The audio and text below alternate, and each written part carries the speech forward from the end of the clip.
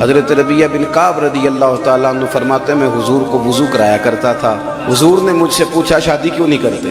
میں نے عرض کی حضور نہ رنگ گورا، نہ پلے کو پیسے، نہ میرا کوئی قبیلہ بڑا، کون رشتہ دے گا؟ کہتے ہیں حضور خاموش ہو گئے۔ اگلے دن پھر وضو کرایا تو نبی کریم نے پوچھا شادی کیوں نہیں کرتے؟ تو میں نے عرض کی حضور نہ تو گورا چٹا ہوں، نہ کوئی کاروبار ہے، نہ کوئی بڑا قبیلہ ہے۔ حضور خاموش ہو گئے۔ میں باہر نکلا تو دل میں خیال آیا ربیہ حضور کے سامنے باتیں کیوں کرتا ہے؟ حضور جو کہتے ہیں شادی کیوں نہیں کرتا تو چپ کر کے حضور جیسے دل کرتا ہے کر دیں۔ کہتے ہیں تیسرے دن جب یہ سوال جواب ہوئے میں نے عرض کی حضور مہربانی کریں آپ جیسے آپ کا دل کرتا ہے کر دیں۔ حضور نے کیا فرمایا؟ فلاں قبیلے کے سردار کے پاس جا اور اسے جا کے کہ اپنی بیٹی کا نکاح تیرے ساتھ کر دیں۔ کہتے میں وہاں گیا۔ بچی کے ماں باپ بڑے حساس ہوتے ہیں۔ میں نے کہا کہ حضور علیہ السلام نے بھیجا ہے۔ والد اور والدہ اس خاتون کی اس بچی کی کہنے لگے کہ حضور سے کہیے گا شام کو آئیں گے۔ انکار کوئی نہیں کیا، غلام انکار نہیں کرتے۔ اس میں کئی باتیں ہو سکتی تھی کہ بیٹی سے پوچھ لیں، اور بھی بات ہو سکتی تھی کہ تھوڑا سا اس پہ غور کر لیا جائے۔ شام کو حاضر ہوں گے اور جواب وہی ہوگا جو حضور کی چاہت ہے۔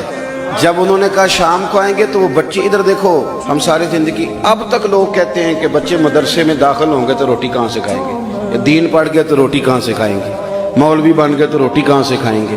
وہ خاتون نے ہماری سوچوں کو بدلا، اس صحابیہ نے ہماری سوچوں کا رخ تبدیل کر دیا۔ حضرت ربیہ بن کعب کہتے ہیں میں جب واپس آ رہا تھا نا تو وہ خاتون پردے کے پیچھے سے بولی غلام ٹھہر جا۔ میں رک گیا تو اپنے والدین کو مخاطب کر کے کہنے لگی ابا جی اماں جی آپ کو میری فکر ہے نا کہ غریب گھر میں جائے گی تو کیا بنے گا، میری فکر نہ کریں، مجھے آپ نبی کریم علیہ السلام کے حوالے کر دیں، اللہ رسول مجھے کبھی ضائع نہیں کریں گے۔ تو آپ دیکھیں شادی ہونے لگی ہے۔ حضور نے فرمایا حارثہ بن نعمان کو بلایا جائے۔ فرمایا کھجور کی گٹھلی کے برابر سونے کا بندوبست کر گئی۔ یا رسول اللہ کیا کرنا ہے؟ فرمایا ربیہ نے اپنی بیوی کو حق مہر دینا ہے۔ بندوبست ہو گیا۔ حضور نے فرمایا ایک مکان کا بھی بندوبست کرو، ایک کمرہ چاہیے یہاں یہ اپنی بیوی کو لائے گا۔ حضور ہو گیا بندوبست۔ تو محبوب کریم نے فرمایا عثمان غنی کو بلاؤ۔ حاضر ہو گیا۔ حضور میرے لیے حکم کیا؟ فرمایا ایک بکرے کا بندوبست کر۔ یا رسول اللہ کیا کرنا ہے؟ فرمایا میرے ربیہ بن کعب نے ولیمہ کرنا ہے۔ شادی ہو گئی، نکاح ہو گیا۔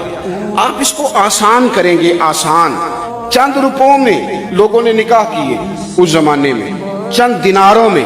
ہم نے اتنا مشکل کر دیا ہے بیاہ، اتنا مشکل کر دیا، اتنا وہ پیسہ لاکھوں روپیہ جس کی کوئی وجہ ہی نہیں تھی۔